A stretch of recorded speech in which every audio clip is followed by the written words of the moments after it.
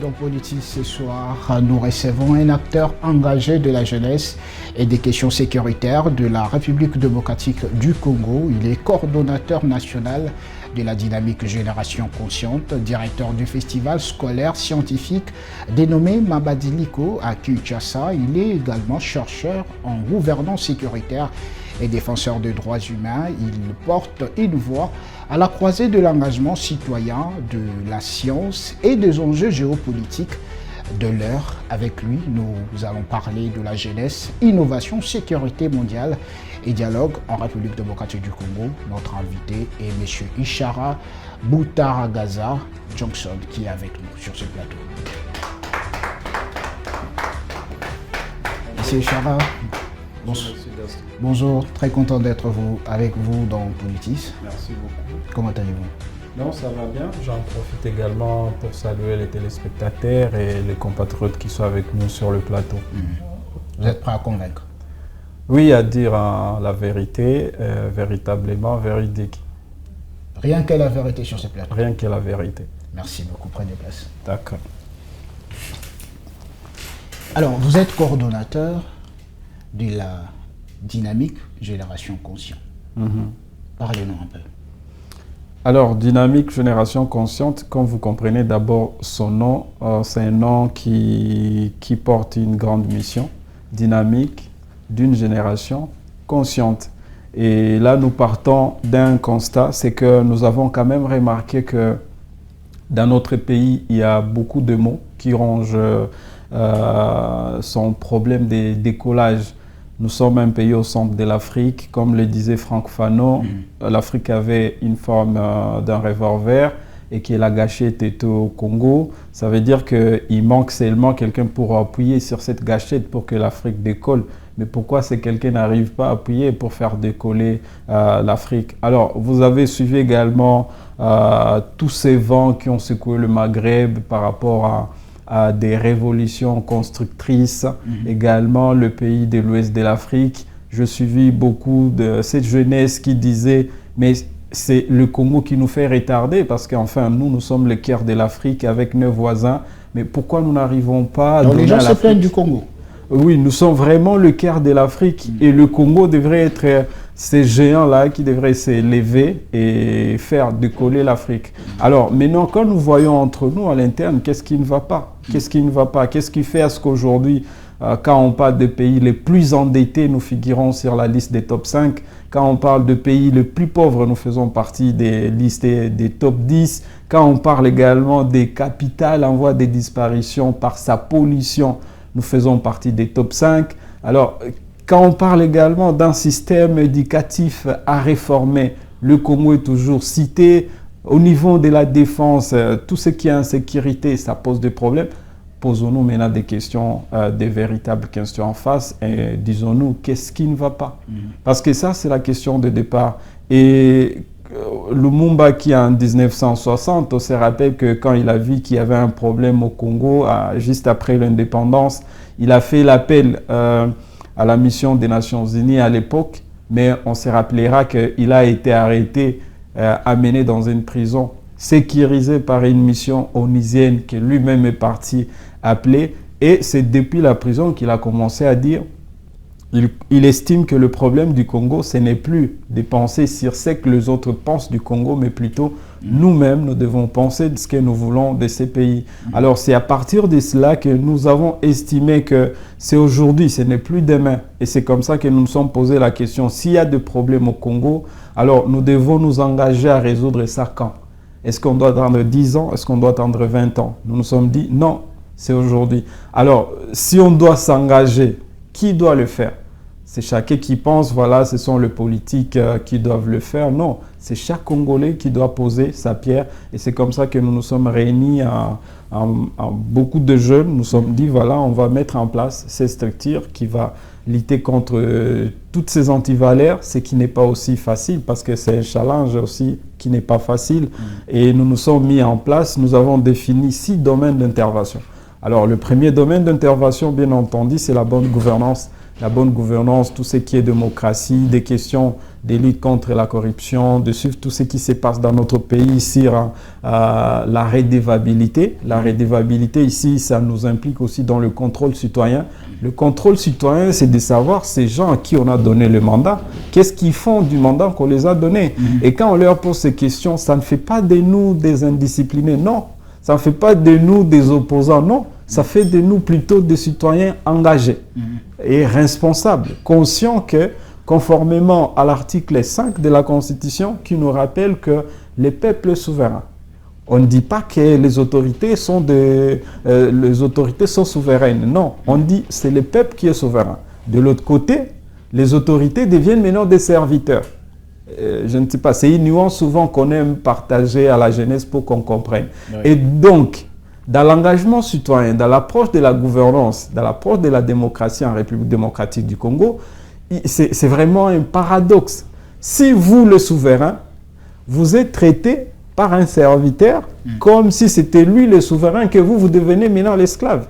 Il faut seulement voir comment ça se passe pendant la période électorale. Qu'est-ce qui se passe? C'est celui-là qui va être ton serviteur, qui te demande d'aller attendre de 7 heures jusqu'à 15 heures à l'aéroport, sous le soleil, avec parfois, il y a ceux qui rentrent même à pied. Ça veut dire, c'est ce souverain-là qui part quand même attendre un serviteur sous le soleil. Tout simplement, le problème, c'est quoi? C'est parce qu'il ne comprend pas son rôle. En train de oui, il s'amusait sous des plages.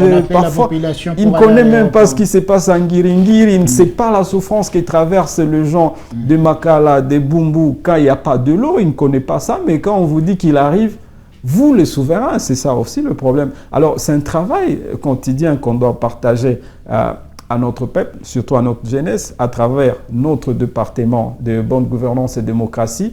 Nous avons la Comment cette jeunesse-là peut quitter dans cette situation? Vous avez effleuré un cas très palpable où des autorités qui se déplacent en Europe et au retour, ils appellent la population pour aller l'accueillir au niveau de l'aéroport. Justement, ça nous amène maintenant dans notre deuxième domaine d'intervention qu'on appelle l'éducation.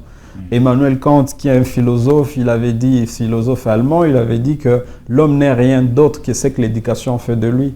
Et du coup, donc, on veut ne pas nous donner une éducation de qualité qui va nous mettre au sommet pour comprendre qu'on ne doit pas céder à des petites manipulations. Parce qu'au fait, l'homme politique, lui, travaille sur la manipulation de masse. Et les organisations engagées travaillent sur le réveil citoyen. Alors, le réveil citoyen vous amène à ne plus tomber dans des manipulations. Au lieu qu'on vous amène à l'aéroport pour crier, parfois les gens se bagarrent pour 5 000 francs qui n'auront plus. Ils vont avoir maintenant 500 francs pour prendre une bouteille d'eau et qu'ils ont passé toute la journée sur des voies publiques. J'en ai vu dans presque toute la ville et vous allez voir que pendant ces temps, les acteurs politiques sont calmes. Ils sont en train de se partager des gâteaux. Mais quand ça sera la veille ou pendant les élections, vous allez voir qu'ils vont revenir avec vous après avoir taillé. Oui, après avoir taillé des discours qui ne tiennent pas debout et qui ne sont pas en commun accord avec la réalité. Alors, il faut maintenant éduquer ces peuples-là. Et encore que cette éducation a rencontré des défis monstrueux. Est-ce que les problèmes de notre jeunesse, ce n'est pas les systèmes éducatifs que nous avons dans notre pays? Voilà, c'est ça ce que nous disons. Et quand on parle du système éducatif, vous savez, M. Gaston, en réalité, en tant que Congolais, on devrait être à mesure d'expliquer à chaque personne ce que ça veut dire être Congolais. Parce qu'à l'époque, être Zaïrois, quand on parle avec nos parents, parfois ils vous disaient, quand tu es au Burkina Faso, tu es en Égypte, on t'appelle Zaïrois, ça reflétait une certaine dignité, une certaine grandeur. Et tu pouvais même dire, c'est quoi être Zaïrois? Mais aujourd'hui, même sur ce plateau, si tu commences à poser à chacun, que veut dire être Congolais? Chacun a sa réponse. Et pour un peuple, c'est déjà un danger.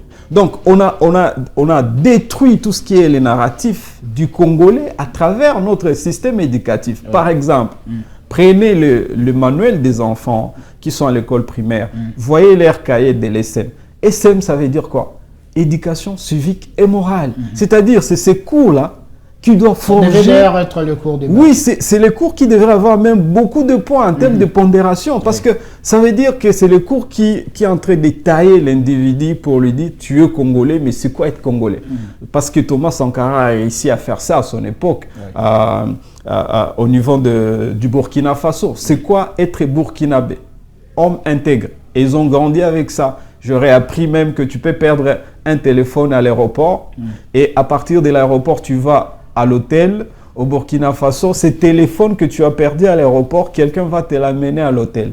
Alors, essaie de faire ça dans n'importe quelle ville du Congo. Alors, tu comprends maintenant que ces cours-là, vous allez voir, si vous rentrez même à l'école, vous allez voir que, c'est le cours qui est donné par un enseignant, parfois qui ne comprend même pas le français qu'il donne aux enfants. Mais ça, c'est trop grave quand même. Non, je suis passé par là. Et puis, je suis dans ces domaines. Ne vous en faites pas. Je travaille avec les écoles, on pourra en parler. Et parfois, c'est l'enseignant qui n'est pas bien chaussé. Et quand vous entrez même dans le manuel, les manuels, il n'y a pas de contenu, mais c'est Gaston. Les cours, là, c'est dans un petit cahier qu'on appelle Kasuku. C'est un cahier de 32 pages. Et ce cahier n'a jamais rempli. Ce cahier n'est jamais rempli avec 32 pages. Il n'y a pas de matière là-dedans. Et ça va aller. Et parfois, c'est un cours où les élèves estiment que c'est la pause. Voilà. Personne ne sait ce qui se passe. Alors, vous quittez l'école primaire, l'école secondaire, vous allez à l'université. Nous sommes tous passés par là.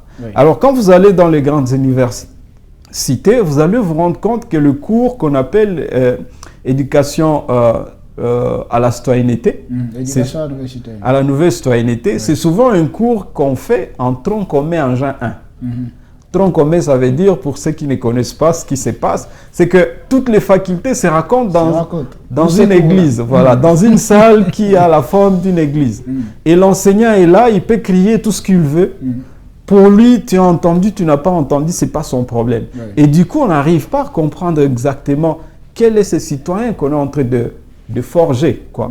Et du coup, nous avons maintenant des citoyens qui s'auto-forgent.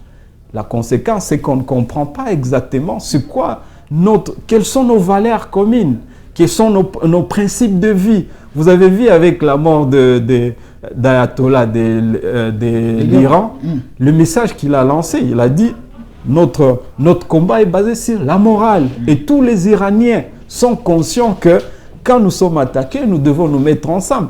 Et je vis des femmes iraniennes que quand le pays est en train d'être attaqué, les autres sont en train de fuir, elles sont en train de rentrer en disant nous sommes attaqués, nous rentrons pour protéger notre pays. C'est-à-dire, ils ont compris c'est quoi être iranien. Alors, ce sont ces cours-là, à travers l'éducation civique, normalement, en comprenant c'est quoi être congolais, c'est quoi être souverain, conformément à l'article 5, ça ne ferait pas de nous des clochards, ça ne ferait pas de nous des gens qui vont fuir derrière le politicien dans des meetings du matin jusqu'au soir et vous ne comprenez pas ce qu'ils sont en train de vous dire. Ça ne fera pas de nous une jeunesse qui prendra des drapeaux matin, midi et soir en prenant beaucoup de risques sur des véhicules parfois dont les pneus sont troués, tout simplement parce que ces autres-là ont décidé de rester très très solidaires. Voilà, les manipulateurs sont très solidaires et qui préparent maintenant à s'attacher ou encore à exécuter leur plan en face d'un peuple qui a oublié que c'est lui maintenant le souverain. Alors, nous, notre travail par rapport à l'éducation, c'est justement se jouer sur ces astuces, imaginer, proposer au Congo de nouveaux citoyens. Mais M. Ishara Johnson, permettez-moi quand même de vous poser cette question. Plusieurs Congolais, on sait, c'est la chanson qui a longtemps entonné par beaucoup de Congolais, le système éducatif. Mais comment effectivement arriver à changer ce système? Comment on peut arriver à changer ce système? D'abord, pour changer quelque chose, il faut connaître c'est quoi cette chose. C'est quoi l'actuel système éducatif congolais? C'est quoi l'actuel système éducatif? C'est un système qui nous a été proposé par la Belgique depuis les années 60. Alors, c'était taillé à un peuple qui était environ 10 millions d'habitants. Voilà, mais maintenant, aujourd'hui, nous sommes à plus de 100 millions d'habitants au Congo. Alors, et puis, c'était un système que Mobutu avait adopté, qu'on appelle l'éducation de masse. Donc, ça veut dire, même si vous êtes sous un arbre, quelqu'un là-bas est en train de vous raconter des histoires, vous allez écouter, ça avance. Mais avec maintenant l'évolution, avec la mutation du monde aujourd'hui, nous devons nous mettre sur la voie d'être un peuple qui est prêt à rivaliser avec d'autres peuples. Vous vous rappellerez qu'à l'avènement de Mao Zedong en Chine, il a raconté également des systèmes éducatifs de ce genre. Mais il a décidé, il a dit que mais, si nous évoluons comme ça, notre peuple ne fera pas face demain à ces autres-là qui sont en train d'évoluer. Notre souci, c'est autant les États-Unis viennent d'envoyer Neil Armstrong dans l'espace. Demain, nous devons être aussi à mesure d'envoyer le Chinois dans l'espace. C'est-à-dire, il faut le former. Et comment on va le former? Il a développé d'autres mécanismes pour éduquer le Chinois. Et vous êtes en train de voir le miracle qui sont en train d'opérer aujourd'hui dans le monde. Alors, c'est-à-dire, il faut proposer ce que vous pensez. Quelle est l'approche? Quel est le manuel que vous proposez dans cette éducation? Et depuis 1960 jusqu'à nos jours, on devrait comprendre que l'éducation de masse, les Congolais, je l'ai toujours dit, c'est un peuple très intelligent, c'est un peuple très intelligent, mais qui manque parfois des leaders éclairés pour proposer des schémas aussi clairs, pour les rendre aussi très très compétitifs. Et vous allez voir même, quand vous allez en Afrique du Sud, les meilleurs médecins qui sont dans beaucoup d'hôpitaux sont des Congolais. Posez-vous la question pourquoi. Quand vous allez dans beaucoup, même quand vous traversez, vous quittez l'est du pays, le Kivu, vous allez, que ce soit au Rwanda, que ce soit en Ouganda, que ce soit en Tanzanie, vous allez rencontrer des excellents ingénieurs, des excellents médecins qui sont des Congolais. Ça veut dire que si vous mettez ce peuple dans les conditions acceptables, ça peut vous faire de miracles. Et il faut que ça se passe ici. Il faut définir quel est le schéma, qu'est-ce que nous proposons comme manuel à nos enfants. Vous savez qu'en Tanzanie, avec Julius Nyerere, il avait déjà proposé que pour que nos enfants comprennent ce que nous leur apprenons, nous devons décider que l'enseignement se passera dans la langue locale. Et ils enseignent facilement en Swahili, de sorte que les gens peuvent comprendre. Et c'est comme ça que même dans certaines activités que nous menons, parfois je fais une blague avec les élèves, je dis, bon, est-ce que tout le monde a fait le mathématique ici? Les gens disent oui. Alors, quelle est la formule du delta? B carré moins 4AC. Ok, voilà. Dans la vie pratique, comment vous mettez cette formule en G? Voilà, si vous trouvez une maman en train de vendre quelque chose, mathématiquement, comment elle va faire? Delta d'abord, c'est quoi à Lingala? Est-ce que quelqu'un a mesure de nous dire? Bon, maintenant le B carré là, si on cherche en Lingala, tu vas expliquer. En tant qu'intellectuel, tu dois être à mesure d'expliquer quelqu'un dans la rue ce que tu as appris. Maintenant, nous, on nous apprend des choses et nous rentrons comme si nous apprenons sans pour les interrogations. Et je peux vous répondre, je ne sais pas si on vous donne un papier, on vous demande de résoudre encore l'équation à 3 inconnus. Je ne sais pas si tu peux te rappeler. Voilà. Parce que moi-même, ça m'arrive et je me rends compte qu'on a accumulé beaucoup de théories, on a bloqué et que quand vous entrez sur terrain, vous sentez, bon, à un moment, il y a même des gens, théorie, tu vois, par rapport à avec les réseaux sociaux, les gens disent, mais pourquoi on apprenait ça au fait? Parce qu'on ne comprend pas comment on va mettre ça en pratique. Commençons maintenant à répondre à ce genre de questions, anticipons ça le plus vite possible. C'est ça maintenant la réforme qu'on a toujours dit, il faut la réforme du système éducatif. La réforme, c'est-à-dire étudier maintenant quels sont les manuels qu'on va mettre, quels sont les dispositifs qu'on va mettre dans ces systèmes? Est-ce que nous avons des outils nécessaires? Parce qu'au moins chaque école devrait avoir son laboratoire, devrait avoir également sa maison informatique, devrait avoir tous les outils nécessaires.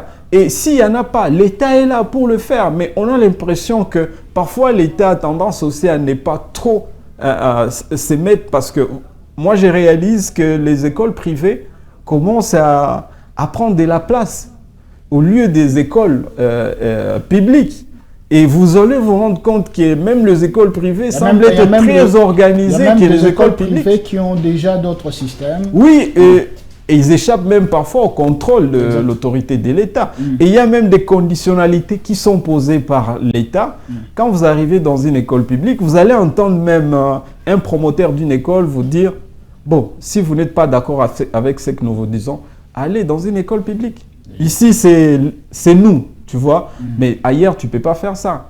Alors, donc, je pense qu'il y a vraiment urgence pour que les systèmes éducatifs, qu'il y ait des états généraux sans complaisance. Et dans ces pays, il y a des savants. Nous ne sommes pas vraiment, nous sommes que des rêveurs, nous rêvons. Mais je pense qu'il y a des spécialistes dans ces pays, des savants qui peuvent proposer des voies de sortie. J'avais rencontré un savant, un grand philosophe dans la province du Sud Kivu qu'on appelle Gervais Chira. Lui, c'est vraiment un grand philosophe. Quand vous l'écoutez, il peut vous proposer des choses. Je pense que ce sont des hommes comme ça. À Kinshasa, il y en a. Quand vous allez au Congo central, il y a tous ces gens-là qui peuvent s'asseoir et dire quel est le système adapté. Ça demanderait combien en termes de budget. Et puis, en termes de budget, ça pose encore un autre problème. Oui. Vous savez que quand vous allez en Allemagne, par exemple, vous regardez dans le budget national de l'Allemagne, plus de 60% du budget national est affecté dans l'éducation. Bon, maintenant, au Congo, combien du budget national est affecté dans l'éducation? Mais par contre, le paradoxe, comme je suis en train de vous le dire, plus de 50% du budget national est consommé dans le fonctionnement des institutions. Exactement. Bon, maintenant, vous voulez avoir que le peuple. Est-ce c'est un problème de la volonté politique ou nos autorités n'ont pas cette vision pour changer réellement le système éducatif? Non, question de volonté politique, c'est une chose, mais moi je pense toujours qu'on est tombé plutôt dans cette question de problème de leadership et de gouvernance. Gouvernance éducative, gouvernance politique, ça vous permet d'avoir un cahier des charges sur lesquels vous travaillez. Même quand on nous dit qu'on a un plan quinquennal, bon voilà, parfois j'ai l'impression que ça reste que des paperasses. Des paperasses qu'on ne suit pas à la loupe. Même nos députés qui sont à l'Assemblée nationale, il n'y a pas de vrai débat pour dire, bon voilà, dans le plan quinquennal, vous avez dit que la première année, on va construire par exemple, vous vous rappelez qu'en 2025, le président de la République avait promis qu'on va réhabiliter plus de 10 000 km de routes goudronnées. Bon, maintenant, 2025 terminé, normalement, le président devrait nous dire, sur les 10 000 là, on a construit combien? Voilà, c'est ça le plan quinquennal. Alors, nous sommes souvent dans une situation où on nous raconte, nous sommes contents, nous célébrons, nous nous taisons. 5 ans, ça va passer, et puis on se regarde. On va recommencer encore à zéro. On recommence, et parfois c'est la même histoire qu'on vient encore nous informer. Et si vous lisez, vous allez vous rendre compte que c'était un programme qui était déjà proposé, ça n'a pas été exécuté, on reconduit. C'est ce qui a fait ces scandales-là. Vous avez suivi celui qui est l'actuel vice-ministre des anciens combattants, qui était à l'époque député national. Il avait lu le document, le plan quinquennal. Il trouve quand même que dans ces plans-là, le vice-premier ministre des Transports, on a inséré que le pays devrait avoir 60 avions. Bon, maintenant, on lui dit, mais déjà là, nous sommes à 2 ans. Comment on peut sur les 60 là, on a déjà combien? J'avais l'impression, en voyant comment le premier vice-ministre des Transports avait réagi, j'avais l'impression que lui-même ne savait pas qu'il y avait cet élément dans ses plans. Donc, je pense que c'est comme ça qu'on arrive à suivre de près quel est le plan. Et ça, c'est sur base de gouvernance. Si le plan de gouvernance n'est pas là, qui est suivi maintenant par des services, des institutions qui travaillent pour l'intérêt des Congolais et pas pour l'intérêt de familles politiques, pas pour l'intérêt des non-politiques, non, c'est pour l'intérêt des Congolais.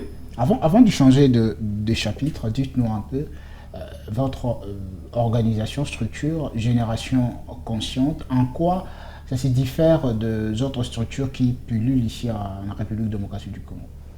Bon, je ne vais pas dire que nous nous démarquons par rapport aux autres. Je pense tout simplement que le travail que nous faisons, c'est un travail complémentaire, parce que dans un monde aussi multi-association, il n'est pas toujours conseillé qu'on puisse imaginer qu'on va porter le Congo sur ses épaules seul. Mais je pense que du point de vue peut-être opérationnel, c'est là qu'il peut y avoir des différences, parce que nous, quand nous commençons un travail, nous allons jusqu'au bout, avec ou sans moyens. D'abord, ça nous différencie des autres. Et nous ne faisons pas des courses derrière les ONG pour dire financez-nous. Parce que moi, j'ai dit aux jeunes, vous devez savoir que quand vous êtes financé par une ONG, l'ONG a ces lignes rouges à ne pas franchir. On va vous dicter aussi des procédures, voilà ce que nous attendons de vous, vous allez exécuter ça, mais notre objectif est ça. Alors, si ça ne rencontre pas l'intérêt général du Congo, nous refusons. Et c'est pour ça que nous devons également développer des approches d'autoprise en charge. L'autoprise en charge Vous avez voulu faire de l'agriculture, c'est quelque chose que nous avons expérimenté dans des territoires du Congo et ça a marché. Vous voulez expérimenter l'agriculture avec la jeunesse, qu'on ne vous promette pas, que les politiciens ne vous promettent pas des emplois. Je l'ai toujours dit, un député national, quand il est élu, il a seulement 2 emplois à donner. Le premier emploi, c'est son chauffeur. Le deuxième, c'est son assistant parlementaire. Les restes, ils nous mentent. Alors, est-ce que c'est toute l'avenir qui sera chauffeur? Est-ce que toute l'avenir sera assistant parlementaire? Il va prendre une seule personne. Et nombreux d'ailleurs, ils ont excellé dans la médiocrité en prenant souvent leur petit frère. Et le chauffeur, il prend le cousin. Et quand vous lui posez la question, il vous dit, non, c'est pour des raisons de sécurité, mon cher. Mais avant, ils étaient des papas sociaux. Voilà. Donc, il y a toujours ce problème-là. Alors, est-ce qu'on peut maintenant, à travers ce que nous faisons, mettre la jeunesse pour dire, nous cultivons nos champs. Donnez-nous le champ, nous allons le cultiver, nous allons s'aimer, nous allons récolter et nous avons l'argent. Cet argent-là, ça va aider comme des crédits rotatifs. Vous n'avez pas besoin de courir gauche-droite. Vous pouvez même vous asseoir, vous mettez en place quel peut être notre petite caisse pour avoir des semences, parce que ça pose des problèmes. Nous avons fait ça à Rutshuru, nous avons fait ça à Masisi, et je peux vous dire, Nitete, cette guerre qui a tout foutre en l'air, on avait une jeunesse qui parlait maintenant argent. Argent pour dire, nous avons récolté par exemple, nous avons $10,000, quel est le projet prioritaire pour chacun? Lui propose les restaurants, l'autre propose, il veut vendre du carburant, l'autre propose, et enfin vous avez créé des petits entrepreneurs qui commencent à être fiers du travail. Cet argent-là est venu du champ, et dans ces champs-là, c'est lui-même qui était là. Et du coup, demain, en tant que politicien, tu ne vas plus venir le mentir. Et c'est comme ça que nous avons estimé qu'il faut maintenant travailler avec la jeunesse. On doit cesser de nous faire rêver, de nous mentir. On doit nous dire, vous faites ça, vous obtenez ça, et dans 2-3 jours, vous allez maintenant avancer comme ça. Parce que quand vous me donnez un poisson à manger, oui, je vais manger, mais demain, j'aurai faim. Apprenez-moi à pêcher. Et c'est le travail qu'on doit faire. Et moi, je souhaite tout le jour que la jeunesse soit trop exigeante. Exigeante envers elle-même, exigeante également envers nos gouvernants. Parce que si nous laissons nos gouvernants en paix, tranquilles, ils vont oublier. Et c'est ce que tu vas voir que dans beaucoup de bureaux, parfois, les bureaux sont déserts à partir de 14h30. Parce qu'ils commencent à courir pour aller s'asseoir, prendre une bouteille quelque part. Non, il faut les secouer. Parce qu'ils sont payés pour ça. Et ils ont décidé d'occuper ces postes pour nous servir. Un pays avec beaucoup de problèmes aujourd'hui, comme ce qui est en train de se passer, mais on devrait avoir des gens qui travaillent de 5 heures par exemple jusqu'à 23 heures.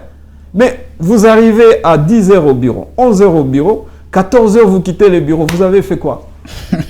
Oui, vous avez fait quoi pour un pays qui a des problèmes comme ça? Et je veux bien quand les gens restent à Kinshasa, mais Kinshasa n'est pas le Congo. Quand on est dans un bureau du ministère national, eh bien c'est tout le pays. Allez dans le village, à descendre dans les territoires. Vous allez voir comment la misère que le Congolais traverse. Bon, maintenant ces Congolais-là qui comptent et qui savent qu'ils ont des autorités politico-administratives au niveau de Kinshasa et que quand vous devez leur servir, vous n'êtes pas là pour travailler. Mais voilà, c'est déjà un problème. Alors, est-ce qu'on compte sur ces gens qui sont là ou on prépare une autre génération montante qui va dire, dans 5 ans, dans 10 ans, si nous jouons ces rôles, nous pouvons servir mieux. Alors, comment s'est fait l'adhésion au sein de Génération Consciente? Alors, nous ne sommes pas vraiment un mouvement de masse pour dire, voilà, venez, venez, nous sommes très ouverts. Non, nous sommes plutôt une organisation avec des personnes très, très sélectives en termes de coordination, de gestion. Mais nous travaillons maintenant avec des sous-groupes.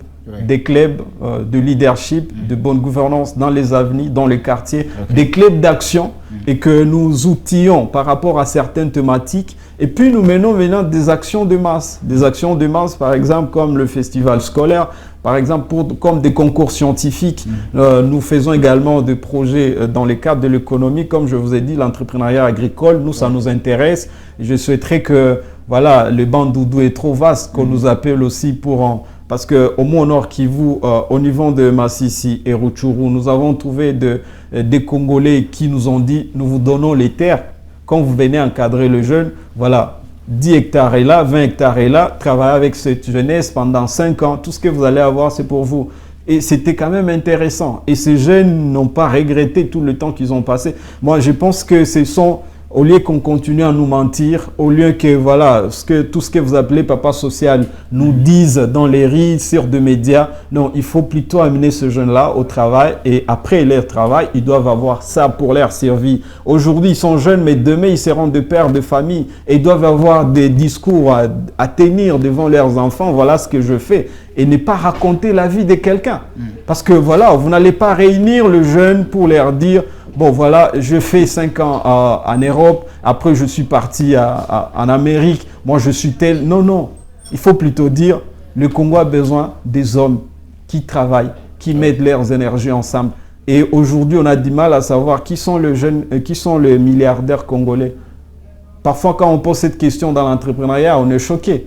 Mais quand vous regardez ce que Winer est en train de ramasser au Congo, j'ai lu un rapport récemment, on m'a montré que dans 6 mois, Winer avait déjà récolté plus d'1 milliard de dollars.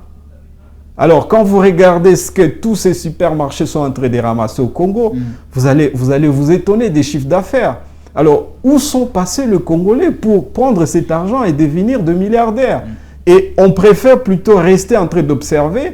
Et je regrette la manière dont on traite d'ailleurs certains Congolais qui travaillent dans ces endroits-là. Les gens ramassent énormément d'argent dans notre pays et on paye le Congolais en monnaie d'échange. Et c'est ce qui fait ce que vous allez voir. Ne vous étonnez pas. Alors que nous avons un ministère d'emploi. Oui, des ministères d'emploi. Vous allez passer dans ces supermarchés, vous allez voir, même celles ou ceux qui sont en train de gérer l'argent, ils vont vous dire, Yaya, tu as maille. Bon, toi, tu vas penser que c'est une salutation, mais elle est en train de quémander. Ouais. Parce que, généralement, ils ne sont pas bien payés. Quelle est notre politique salariale? Quel est le SMIC imposé à ce gens-là? On a parlé du SMIC pour 2026, mais oui, c'est voilà. Pas toujours en application. Pourquoi? Parce que l'économie est abandonnée dans le main des étrangers.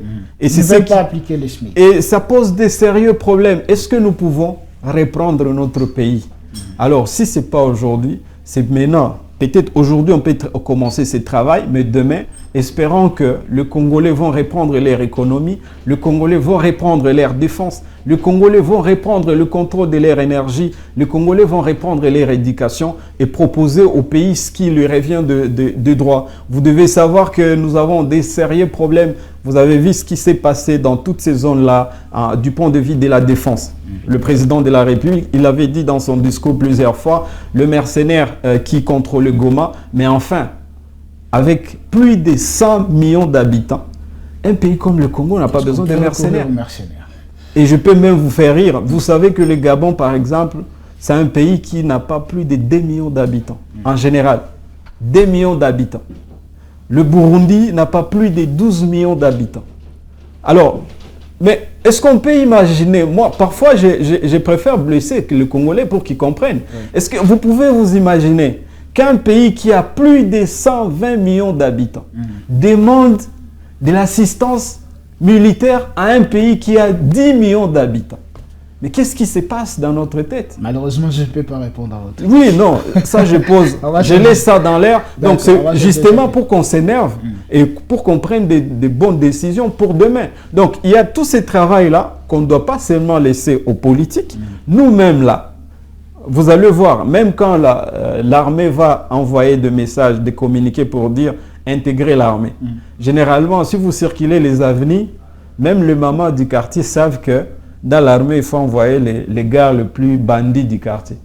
Bon, ça veut dire que vous-même, vous êtes en train de reconnaître qu'on puisse envoyer dans l'armée des bandits et des policiers. Demain, quand ces mêmes policiers que vous avez choisis comme le bandit envoyé dans la police, quand ils vont commencer à vous tracasser, vous allez vous plaindre.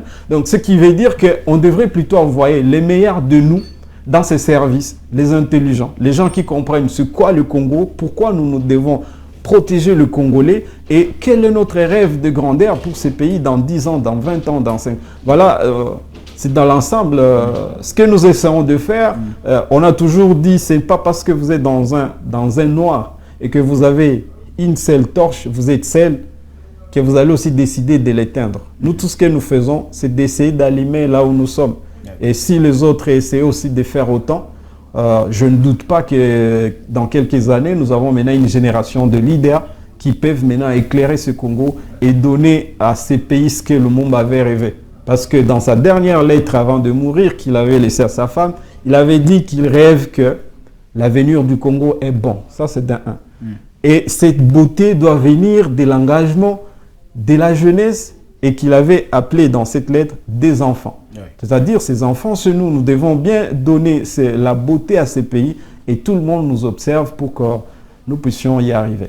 Mesdames et messieurs, vous êtes en train de regarder votre émission politique sur Bravo Télévision. C'est ici que ça se passe. Nous parlons État, nous parlons de la République démocratique du Congo. Ici, nous ne parlons pas des personnalités politiques. Ici, il n'y a que des analyses sans filtre de la situation en République démocratique du Congo. Monsieur Ishara Johnson est notre invité. On va changer de chapitre. Cette fois-ci, Monsieur Ishara Johnson, vous êtes directeur du festival scolaire scientifique Mabadiliko à Kinshasa.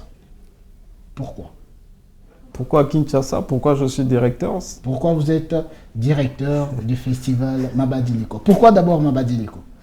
Voilà, festival. Festival Mabadiliko. Festival, ça veut dire c'est une série d'activités. Et nous organisons 9 activités dans ces festivals. Le poème, l'éloquence, les sketchs, la créativité scientifique, le jeunisme en herbe, la danse traditionnelle, la danse congolaise, c'est-à-dire le ndombolo et tout ce qui va avec la rumba aujourd'hui qui est inscrit dans le patrimoine immatériel de l'UNESCO et que nous devons les savoir parce que nous devons les dire aussi à nos enfants, à nos petits frères tout le jour parce que cette danse, ça fait partie de notre identité culturelle et si nous n'arrivons pas à pérenniser ça, les autres vont en tirer profit. Et la Côte d'Ivoire nous a démontré qu'ils peuvent partir du ndombolo vers le coupé décalé. Coupé décalé, c'est du ndombolo accéléré et qui se font déjà 2 millions de dollars à travers ça. Est-ce que nous pouvons aussi être fiers de toutes nos cultures? Alors, la poésie, justement, bon, voilà, c'est appeler ces élèves à être des écrivains, des penseurs et aussi à proposer des vers par rapport au contexte du pays parce que nous proposons toujours une thématique que ce soit à la protection de l'environnement. Encore une fois, nous sommes à Kinshasa et ces enfants doivent savoir quand j'étais une bouteille, vous contribuez à l'insalubrité à Kinshasa. Comment il faut maintenant se sensibiliser mutuellement? Alors, des questions de paix. Est-ce que ce qui se passe à l'est du pays, est-ce que ce qui se passe à Bandundu, est-ce que ça nous concerne tous, les attaques congolais? Parce qu'on devrait quitter les narratifs de penser que ce qui se passe là-bas, ça les regarde. Non. Car une partie du corps est touchée, c'est tout le corps qui est touché. Qu'est-ce qui vous a motivé à créer ce festival? Non, ce qui nous a motivé, c'est que nous sommes partis d'un constat, encore une fois, parce que, comme je vous ai dit, on était en train de voir que trop d'activités parascolaires étaient en train de disparaître petit à petit. À Kinshasa, on vend des terrains, il y a des écoles qui vendent des terrains. C'était scandaleux. Il n'y a même plus de récréation au sein des écoles. Voilà, dans beaucoup d'écoles, il n'y a plus même de récréation. Donc on était comme si on était aussi en train de préparer des robots, des machines, et c'était déjà un problème. Parce que moi, je pense que j'ai beaucoup bénéficié. Je remercie beaucoup, je l'ai toujours dit, celui qui était le préfet de mon école secondaire où j'ai étudié dans la ville de Goma, à l'Institut Zaner, qui me permettait d'être au même moment en classe et être parfois dans les activités parascolaires. Et c'est ce qui faisait que j'ai découvert beaucoup de choses dans ces activités que peut-être beaucoup d'élèves n'arrivent pas à découvrir sur le banc de l'école. Et je me dis, déjà en partant de l'histoire du Congo, parce que moi j'étais intéressé à lire beaucoup l'histoire du Congo, j'ai trouvé que dans le manuel qu'on nous propose à l'école, quand vous lisez beaucoup d'autres auteurs africains, même quand vous lisez Aimé Césaire dans ses œuvres parlant sur l'indépendance du Congo, tout ce qui s'est passé une saison au Congo, vous allez vous rendre compte qu'il y a quand même trop de mensonges sur ce qu'on nous dit. Et parfois, je fais même des blagues. Je dis, bon, est-ce que tout le monde est d'accord que Diego Cao a découvert l'embouchure du fleuve? Et la question se pose ici. Avant, il n'y avait pas de gens. En 1482. Donc, si vous ne dites pas ça, vous avez 0. Mais vous devez dire ça pour avoir 10 sur 10. Mais on peut encore approfondir. Pourquoi on ne précise pas que c'est lui le premier Européen qui a trouvé que cette embouchure était déjà découverte? Qui ont découvert ça en premier? Voilà, il faut les citer parce qu'il y a tout seigneur, tout honneur. Oui. Mais on ne les cite jamais. Mais on va vous dire que les premiers occupants du Congo sont des pygmées. Ça, ce n'est qu'une parenthèse. Oui. Quand vous entrez maintenant dans les événements de 1960, ce qui s'est passé entre Lumumba et tout ce qui va avec, il y a eu trop de complicité, de sorte que beaucoup de manuels qui étaient imprimés en Belgique, la Belgique ne pouvait pas aussi tout raconter dans ces manuels et nous faire avaler. Exactement. Parce qu'il y a beaucoup d'écrivains qui voulaient rendre public beaucoup d'ouvrages sur tous les événements Dès 1960. d'avant 1960 et pendant 1960. Et ces ouvrages n'ont pas été acceptés d'être imprimés en Belgique ou en France. Donc on a quand même consommé un narratif qui voulait qu'on consomme. Mais est-ce que les enfants peuvent comprendre exactement ce qui s'est passé? Comment il faut le faire? Justement, en les amenant dans ce genre d'activité. Vous ne pouvez pas faire le slam ou le poème si vous n'avez pas l'habitude de lire et vous cultiver.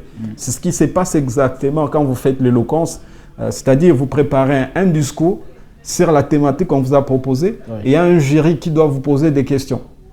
Vous ne pouvez pas encore non plus parler, par exemple, je me rappelle que les 16 janvier, comme ça, nous avons parlé sur la question de l'indépendance du Congo. Est-ce que les héritiers ont pérennisé cette indépendance?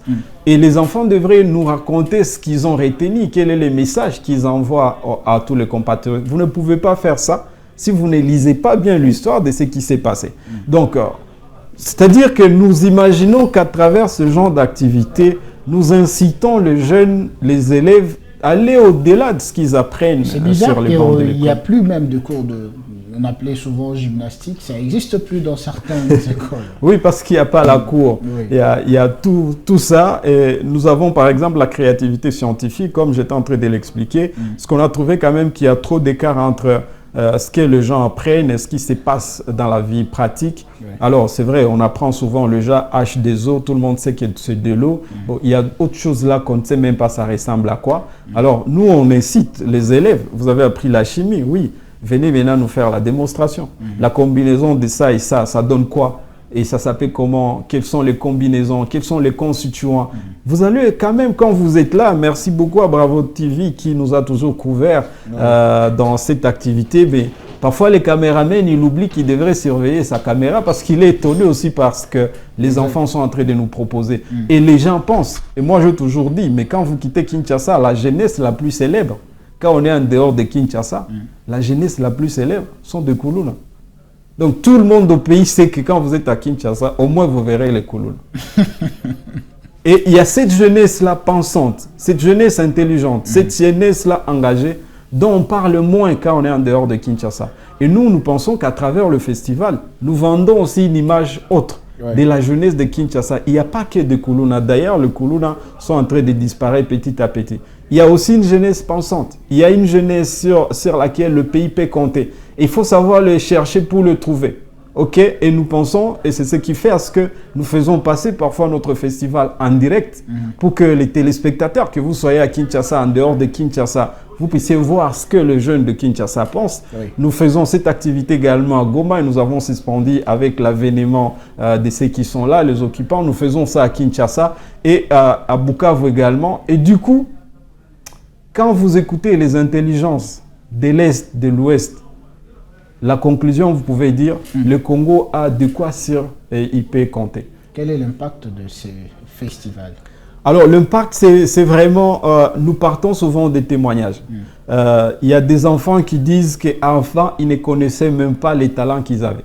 Mais M. Johnson, à travers ce que vous avez fait, moi j'étais par exemple dans l'éloquence, ça m'a permis de m'améliorer, de savoir comment on prépare un discours. Oui. Demain, ça veut dire que vous ne serez pas une autorité politico-administrative dont vous allez demander qu'on fasse pour vous un discours. Exactement. Et quand vous allez lire, vous êtes en train de tâtonner. Ou parfois, on va faire encore des plagiats des films et de Hollywood. C'est-à-dire, vous-même, vous devez penser ce que vous allez faire, ce que vous allez dire, parce que vous êtes passé par là. Lorsque vous parlez des films d'Hollywood, je regarde ma liste là, je vis le nom de ces ministres, mais malheureusement, je garde ça. Allez-y. Ah, ok.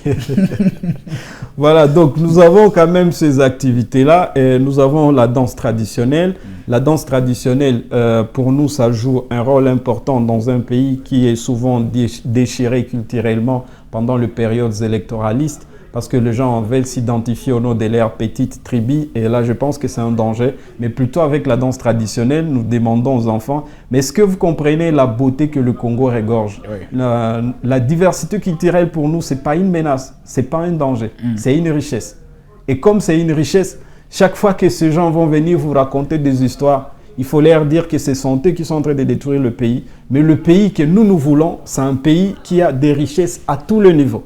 Même avec notre simple culture, la danse, l'habillement culturel, ça peut faire partie des tourismes internationaux. Parce qu'il y a des pays, par exemple, comme le Kiba. Vous savez que le Kiba fait entrer beaucoup d'argent, ramasse beaucoup d'argent dans ces recettes-là, à travers seulement le tourisme de plage et, voilà, et la beauté de leurs femmes. Parce que c'est un aspect culturel. Bon, maintenant, imaginez nous avons plus de 450 tribus. Si on pouvait découvrir la particularité pour chaque tribu et qu'on vend ça dans le bon sens, pas dans le sens de nous victimiser ou de monter quelqu'un contre un autre, mais dans le sens de découvrir la beauté culturelle. Ce que ça nous apporterait du côté tourisme. Maintenant, c'est aujourd'hui qu'il faut raconter ça aux enfants. Et quand vous allez voir un enfant qui vient, par exemple, d'Ikivu, il est sur la scène, il est en train de te faire le moutouachi. Et il est très content et il dit ça fait partie de la beauté culturelle du Congo. Exactement. Et ça... C'est ce que nous essayons de passer. Bien qu'ils sont sur scène en train de danser, mais nous avons souvent des équipes qu'on envoie rencontrer ces élèves, ces écoles et échanger pourquoi cette activité, quel est notre message. Et vous allez voir, même en dansant, les enfants arrivent à faire passer un message qui sensibilise. Alors l'ensemble de tout ça, ça nous produit ce que nous appelons Festival scolaire scientifique Mabadiliko. Mabadiliko, c'est un mot swahili qui veut dire changement, parce que nous voulons que ça soit un festival qui sensibilise vers un changement. Un changement pour nous, c'est quitter un monde, quitter une zone indésirable vers une zone désirable. Alors, à Kinshasa, nous travaillons bien entendu avec un service technique du ministère de l'Éducation qu'on appelle la Division nationale des activités parascolaires, qui a mis à notre disposition le PROVED de provinces éducationnelles. Et les PROVED arrivent à sélectionner les écoles dans chaque province éducationnelle que nous mettons maintenant ensemble. Et quand vous êtes au FESCOMA, Festival scolaire scientifique Mabadiliko, vous avez tout Kinshasa sur scène. Parce que les élèves viennent de Plateau. Plateau, c'est un Sélé, Maluku. Ils viennent prester. Les élèves viennent de Mongafula. Mongafula, c'est dans la province éducationnelle de Lukunga. Les élèves viennent de Funa, viennent de Moamba, viennent de Tchangou. Et que quand ils sont sur la scène, nous leur rappelons seulement que ce n'est pas un combat. Ce n'est pas une bagarre, ce n'est pas vraiment une compétition, mais c'est une célébration de l'innovation et de l'intelligence de la jeunesse. Alors pour cette année, c'est quoi le programme? Alors pour cette année, nous venons de finir des phases très très cruciales, les phases éliminatoires, 2 journées de demi-finale. Donc tout ce qui nous reste, c'est maintenant la finale. Et notre finale est prévue le 14 mars. Il ne reste que de petites places parce que les écoles se mobilisent sérieusement et pour des petites places qui restent pour l'externe. Et ça se passe au gymnase de la police nationale, dans la commune de Lungwala, derrière la RTNC. Et c'est souvent, nous faisons un plein là-bas et nous célébrons l'intelligence de la jeunesse. On a toujours l'habitude de voir ces images. En tout cas, félicitations à vous. Ça mérite même des encouragements. Merci beaucoup. Alors, quelle est, pour changer également des chapitres, quelle est votre vision à long terme pour ces festivals? FESCOMA. Alors, ma vision, c'est que ces genres d'activités se multiplient. Ce n'est pas seulement avec nous. Voilà, parce que je peux être honnête, nous ne pouvons pas, nous seuls, être à mesure de tout organiser dans chaque coin du pays. Alors, nous, on aimerait que les autres prennent ce qui est bon dans ces festivals et voir comment rassembler d'autres élèves, d'autres écoles dans les différents coins. Parce que l'année scolaire, il y a vraiment peu de jours pour des activités parascolaires. Le calendrier est trop serré, de sorte qu'on ne peut pas. On ne peut pas imaginer organiser ça dans toutes les provinces. Mais au moins, nous avons un plan chaque fois qu'on puisse organiser ça dans 5 ou 6 provinces au même moment, simultanément, et que la grande finale puisse se jouer à Kinshasa.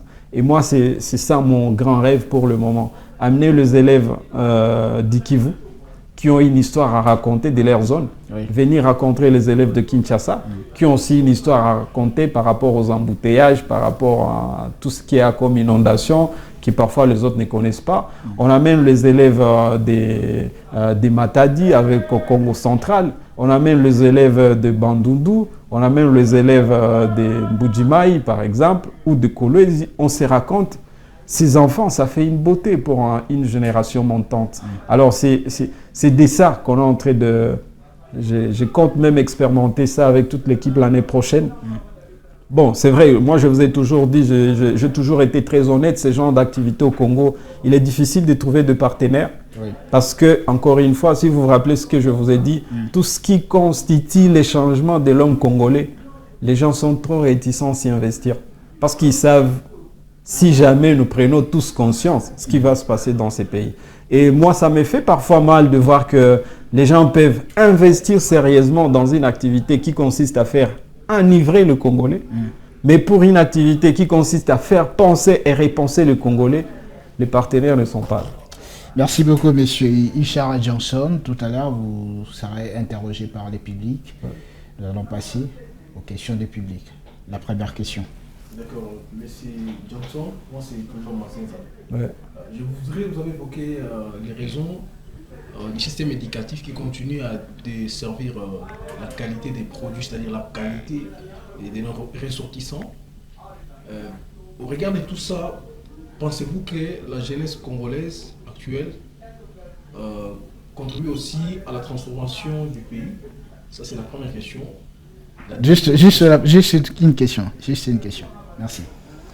Oui, mais en réalité, bon, je vous explique qu'il y a deux volets. Le premier volet, c'est que le jeune joue quand même le rôle, bien que ce rôle, il est encore à renforcer. Aujourd'hui, nous sommes à plus de 55% de la population congolaise, la jeunesse, et nous sommes un État démocratique. Vous allez voir que pendant les élections, c'est souvent beaucoup de jeunes qui sont sur des fils pour attendre à entrer dans le bureau pour voter. C'est-à-dire nous sommes là pour jouir de notre droit civique. Et c'est nous qui donnons ces mandats à ceux qui sont là. Ils sont bons, ils sont mauvais. Les jeunes doivent savoir que ça vient de nous. OK? Donc nous jouons un rôle. Deuxième chose, c'est que la jeunesse, c'est la main-d'œuvre. Quand on est en économie, la main-d'œuvre, nous avons cette capacité à faire les choses parce que notre esprit, il est encore vif. Notre corps, il est encore prêt à soulever, à prendre des risques. La jeunesse est dans l'armée, la jeunesse est dans la musique, la jeunesse est dans le monde d'innovation aujourd'hui avec la technologie. Bon, mais cette jeunesse, maintenant, manque ce qu'on appelle l'encadrement. Alors, il faut que cette jeunesse soit encadrée et elle peut donner mieux que ce qu'elle fait aujourd'hui. Et moi, je vous dis, par expérience d'avoir travaillé depuis mon jeune âge avec cette jeunesse, je trouve qu'on a une jeunesse particulière. Une jeunesse qui invente à lui-même son paradigme. Et malgré les conditions de vie, je vais te dire qu'il y a des coins dans ces pays où les élèves se réveillent à 5 heures ou à 4 heures pour aller dans une école et ils vont arriver à 8 heures. Vous comprenez? Déjà fatigué, déjà affamé, et il ne sait pas ce qu'il va manger le soir dans ces pays. Mais malgré ça, demain, il ne manquera pas d'aller à l'école. Oui. Donc, malgré sa famine, il est quand même là. Malgré tout ce qu'il apprend gauche-droite, il essaie encore de faire mieux. C'est-à-dire que si vous avez un peuple comme ça, si vous lui donnez maintenant des guides, des bonnes orientations, mais on a tous les atouts pour être une puissance internationale. Nous avons seulement besoin que nous ayons un leadership de leader. Ça va être maintenant vous, c'est nous, ensemble. On va proposer maintenant à l'Afrique, le Congo, qu'ils ont l'habitude de rêver. Et ça doit partir maintenant de notre rêve aujourd'hui. Parce que ceux qui sont là, voilà, ils sont en train de faire leur temps. Et bientôt là, les temps va leur dire c'est fini, ça sera maintenant vous. Merci. Ok. Merci beaucoup. Voilà. On prend la deuxième question rapidement. Monsieur Ishara, moi c'est Vanilla Dina. Oui. Et ma question c'est de savoir si la science et l'innovation peuvent-elles devenir une solution concrète aux problèmes économiques de la RDC. Oui, quand on parle de la science et l'innovation, oui, c'est tout le jour qu'il faut innover. Innover, ça veut dire que vous proposez quelque chose qui n'existait pas encore. Et aujourd'hui, avec la mutation du monde, ça serait prendre beaucoup de risques de penser qu'on va être un pays qui refuse à innover. Parce que si vous n'innovez pas, vous allez vivre avec l'intelligence artificielle. Il y a des choses que, voilà, si vous n'utilisez pas ça, vous êtes largement en retard. Avec tous ces aînés-là qui utilisaient des machines dactylographiques dans des bureaux, aujourd'hui il y a des laptops et qui parfois ils détruisent ces laptops pour continuer à utiliser des machines dactylographiques, mais enfin on les oppose que ça doit toujours exister. Donc la science, l'innovation, ça a son rôle très très important aujourd'hui. Vous avez vu que les guichets uniques qu'on arrivait à mettre en place, et je peux même vous faire un secret, j'espère que le ministre de l'économie sera d'accord avec moi et l'ancien premier ministre de l'époque, Matata Ponyo. Tu sais que dans le poste frontalier, on avait mis des machines qui consistaient à ce que le paiement de toutes les taxes soit opéré à un seul instant. C'est-à-dire, c'est la machine elle-même qui vous donne la facture, vous payez sans problème. Ça voulait lutter contre quoi? La corruption, les détournements. On a contourné ça. On n'a pas contourné, on a détruit ces machines. C'est pas possible. Vous comprenez? On a détruit pour que l'argent continue à transiter dans le mail des gens. La corruption continue. Les services, multiplicité de services sur le poste frontalier. Parfois, ils vous donnent même des taxes que vous êtes intellectuel, vous vous posez la question, mais est-ce que ces messieurs, c'est que moi j'ai fait l'économie? Quand ils me parlent de telles taxes, ça existe dans quelle nomenclature? Rien du tout, mais et il est sérieux en vous disant, quand il vous parle de ces taxes, il est trop sérieux. Il peut même vous demander la taxe de vos chaussures. Il dit que ces chaussures-là marchent sur le sol congolais et ces sols n'est pas pour vous, ces sols est géré par il faut payer. Ils ont toujours des arguments, ça vous étonne, tu vois. Alors, il y a ça, mais encore une fois, il faut des citoyens consciemment préparés qui comprennent qu'il faut vraiment construire ce pays. On ne peut pas s'imaginer des milliards de dollars qui transitent par le mail des gens et que les gens continuent à mourir de faim. Vous ne pouvez pas vous imaginer que nous n'arrivons pas à mobiliser 10 milliards de dollars et qu'on a quand même des hommes qui sont devenus très très riches plus que le pays dans un pays comme ça. C'est pas normal. Merci beaucoup. On prend la dernière question. C'est Jérémy Ayorambi. Nous voulons savoir, la paix en République démocratique du Congo a pour avantage les nationaux ou les puissances étrangères? La tranquillité pour un État, c'est pour un intérêt des habitants de cet État-là. Parce que rien ne peut se faire quand on est en bagarre. Rien ne peut se faire quand il n'y a pas de tranquillité. Vous n'aurez pas d'investisseurs. Je peux même vous dire, on prend seulement ce qui se passe à l'est du Congo. Vous savez qu'avec cette guerre, on a fermé toutes les banques. En fermant toutes les banques, ça veut dire que les opérateurs économiques ne vont pas fonctionner comme le voulaient. Avec cette guerre, il y a beaucoup de gens qui ont fui de leurs champs. Ils ont abandonné toutes les plantations sans récolter. Et quand vous ne récoltez pas, là où vous avez investi par exemple plus de 30 000 $, demain, comment vous allez faire pour vous rattraper? Et pourtant, vous avez investi ça et vous avez épargné pendant 10 ans. Et que suite à une guerre, tout est tombé par terre. Vous devez savoir qu'avec cette guerre, il y a des gens qui sont devenus des chômeurs forcés. Tous ces gens qui travaillaient dans les aéroports. Vous savez qu'il y a beaucoup de services à l'aéroport. Même l'ambassadeur japonais s'est plaint. Oui, même il s'est plaint parce qu'il a trouvé des services exorbitants là-bas. Bon, maintenant, à l'Est, est-ce que tous ces aéroports fermés, est-ce qu'ils ont envoyé beaucoup de gens à la maison qui ne travaillent pas? Alors, justement, quand il y a la paix, quand il y a la tranquillité, ça permet que les institutions fonctionnent, ça permet que l'entrepreneuriat privé puisse marcher, ça permet qu'il y ait de l'innovation parce qu'on ne peut pas rester dans une chambre en train d'imaginer ce qu'on va créer si on n'a pas une tête tranquille. Merci beaucoup. Mesdames et messieurs, vous êtes en train de regarder Politis, on est en train de nous diriger tout droit vers la fin de votre émission Politis. Nous avons le plaisir de recevoir M. Ishara Johnson. On est en train de décortiquer l'actualité, ce qui se passe en République démocratique du Congo, sans filtre bien sûr. Monsieur Ishara, on est en train de nous séparer dans quelques poussières de secondes. Votre dernier mot pour aujourd'hui. Alors, tout en nous rappelant le programme de FESCOMA. Voilà. Merci beaucoup. Pour le FESCOMA, nous allons être avec les enfants. C'est 14 mars. Donc, si vraiment vous aimez la jeunesse, si vous voulez découvrir ce qu'ils pensent... Il y a votre caméra qui est juste en face de vous. Oui, la caméra me regarde, je la regarde aussi. Exactement. C'est que ces enfants-là, il faut venir les découvrir. Ils ont un potentiel incroyable. On a mal raconté de l'histoire de la jeunesse de Kinshasa, mais venez aussi découvrir une autre histoire que vous n'avez pas l'habitude de lire ou de découvrir à travers les talents de ces élèves. Ils sont très forts dans la poésie, ils sont très forts dans l'art oratoire, ils sont très forts dans des sketchs, dans la danse, dans la créativité. Non, il faut venir voir et à la fin, vous allez nous dire ce que vous avez découvert.